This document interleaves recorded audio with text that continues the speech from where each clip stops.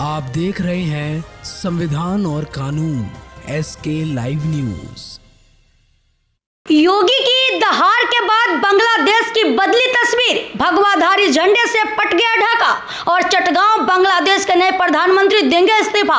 मोहम्मद यूनुस को भगवाधारियों ने घेरा, क्या फिर होगा तख्ता पलट? 1.5 करोड़ हिंदुओं का ऐलान छेड़ा है तो छोड़ेंगे नहीं। बांग्लादेश में योगी की मांग क्या, जाएंगे सीएम योगी बांग्लादेश की राजधानी ढाका में? यह भगवाधारी झंडा लहराया जा रहा है। ढाका के अलावा चटगांव, नवाबगंज, हबीबगंज और मौलवी बाजार की सड़कें भरी पड़ी है। जय श्री राम के नारों से पूरा बांग्लादेश गूंज उठा है।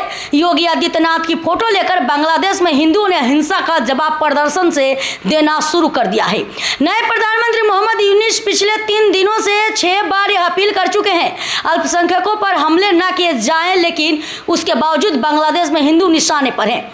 यह बात यूनुस समझ चुके हैं कि भगवा का मान बांग्लादेश में कम हुआ तो भारत भयंकर पलटवार कर सकता है।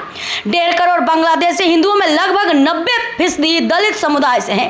आर्थिक रूप से कमजोर है, लेकिन भारत में योगी ने ललकारा तो उनमें वहां पर विरोध करने की हिम्मत आ गई।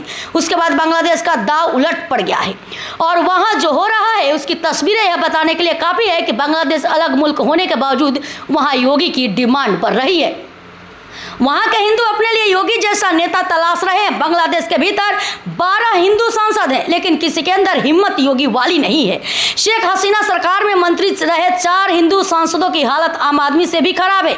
मौलवी बाजार और ठाकुरगंज के जिन इलाकों में हिंदुओं की आबादी सबसे ज्यादा है, वहां भी शेख हसीना की सरकार जाने के बाद से हालत खराब थी।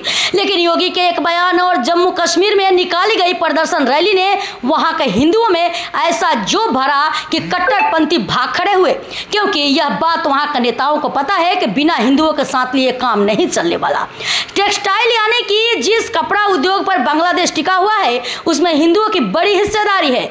बांग्लादेश जो भी सामान भारत से मंगवाया है, जो ट्रांसपोर्ट का बिजनेस करता है, उसमें भी हिंदुओं की संख्या काफी है। वहां के प्रशासनिक पदों से लेकर सुप्रीम कोर्ट तक में कई हिंदू अधिकारी बैठे हैं जिनसे अब इस्तीफा मांगा जा रहा है। लेकिन यह दौर और ज्यादा दिन तक चलता रहा तो नई सरकार के वकील मोहम्मद यूनुस को भी अपने पद से इस्तीफा देना पड़ सकता है।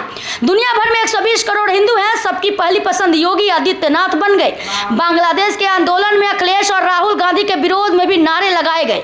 अयोध्या में योगी ने कहा बांग्लादेश में बसे हिंदुओं में से 90% दलित है। इस बयान के बाद विपक्ष का पीडीए वाली राजनीति की नींव बुरी तरह से हिल गई। लेकिन एक खास वर्ग के वोट के लिए बांग्लादेशी दलित पर इंडिया गठबंधन का ध्यान नहीं है। पंडित धीरेन्द्र शास्त्री से लेकर जगत गुरु राम भद्राचार्य तक हर किसी के जुबान पर बदले की बात है। दुनिया भर के मानवाधिकार और इंसानियत की बात करने वाले ढोंगी संगठन खामोश क्यों है? बीजेपी में दूसरा कोई नेता योगी की तरह बेबाकी से क्यों नहीं बात करता? इसलिए बांग्लादेशी हिंदू लगातार योगी आदित्यनाथ की मांग कर रहे हैं। सवाल यह है कि क्या मोदी सरकार कोई ठोस फैसला लेने वाली है या निंदा राजनीति से ही बात को दबा दिया जाएगा? और अगर ऐसा किया तो बड़ी भूल साबित हो सकती है। बांग्लादेश से पहले हिंदुस्तान में राष्ट्र विरोधी ताकतों को कमजोर करने के लिए पीएम मोदी को कोई ठोस कदम उठाना ही पड़ेगा। ऐसा नहीं करते हैं तो 29 में बीजेपी को योगी के नाम पर ही वोट मांगना पड़ेगा। इसके पूरे आसार है कि अजीत डोभाल और एस जयशंकर किसी बड़ी नीति पे काम कर रहे हैं, जिसका असर जल्द ही बांग्लादेश के साथ कई मुस्लिम देशों में दिखने वाला है। भारत की दखल के बाद शेख हसीना भारत से बांग्लादेश के लिए वापस जाने वाली है और अब बांग्लादेश में असली खेल शुरू होगा। ऐसा कहा जा रहा है कि भारत अगर मदद से हाथ खींच ले तो 1 हफ्ते में बांग्लादेश में भूखमरी इतनी बढ़ जाएगी कि विरोध प्रदर्शन करने वाले समझ जाएंगे कि दुनिया के नक्शे पर भारत की अहमियत क्या है। खबरों के लेटेस्ट अपडेट के लिए इसी तरह हमारे साथ जुड़े रहें और इस वीडियो को ज्यादा से ज्यादा शेयर करें।